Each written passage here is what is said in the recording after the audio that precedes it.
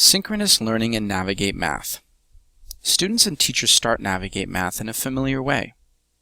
Learning is teacher-directed, with students having common learning experiences, assessments, and homework. The first 2 units proceed in that fashion.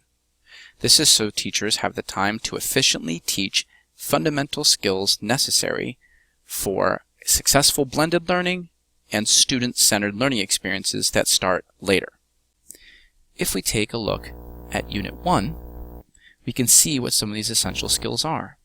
In the context of order of operations, students learn the difference between taking notes from a teacher, a text, and a video.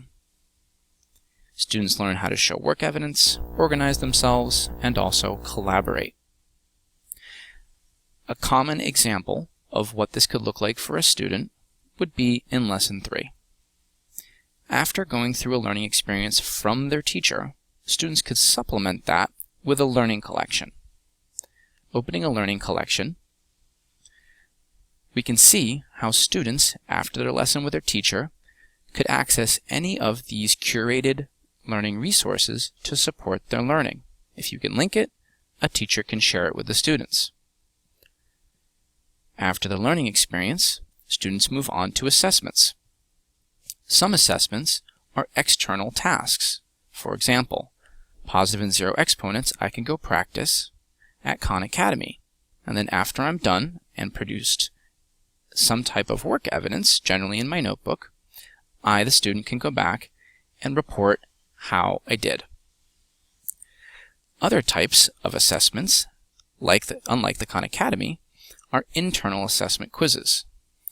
I can click on this sample one, exponents, and demonstrate what happens. For example, generating some data quickly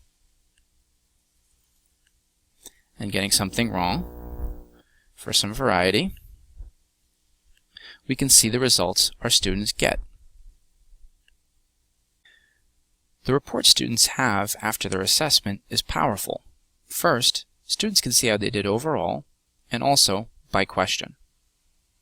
They can look in order by question and begin to correct any misunderstandings by looking at the correct answer.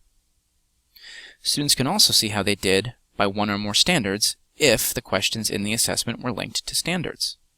Even better, if learning collections and their resources were linked to the same standards, the report will suggest learning resources for students to pursue to help correct misunderstandings. This makes the report actionable in ways traditional reports are not. Furthermore, students can look over multiple attempts and pull up entire new sets of data from the complete attempt students took. This helps when they're looking back to see progression in understanding, and also for when teachers are trying to hold students accountable and coach them.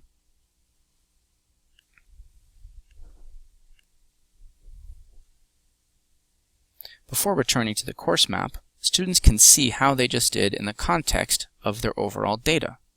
In the first unit, they have an overall score. They've done 3, in this case, out of 44 assessments, and spent a total of 14 minutes.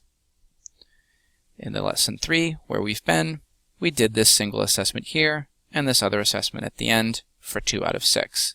This type of data helps identify how students are doing in the moment, enables them to know where to go back and work on, and of course informs the teacher so he or she can support the entire class and coach them and hold them accountable. Going back to the course map, we've explored the quizzes built inside Guru that generate real-time data for the student, and also the external types of assessments that students are able to do and then bring back their score and report on. By the end of the first unit, after students have practiced taking notes from a text and the video to go along with from their teacher, the teacher turns them over to making choices. In the perimeter lesson, for example, we can see the expectation is that students take notes on at least one of the first 3 resources according to their learning preference. We have texts, videos, and interactives. Whatever it is the student likes, any of them will get them to the same place, and this speaks to their preference, starting the process of giving them more choice. A mixture of required and choice with respect to the learning process becomes the norm just past the halfway point in the first unit.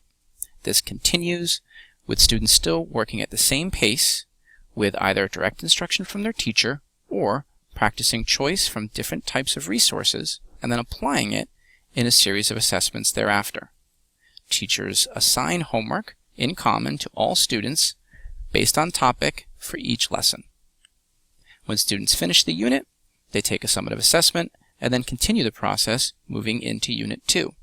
However, by the end of Unit 2 and the subject of the next screencast, students will be released to begin working at their own pace and making choices with respect to the learning experiences, which assessments they take, and assigning themselves their own homework. That begins in Unit 3.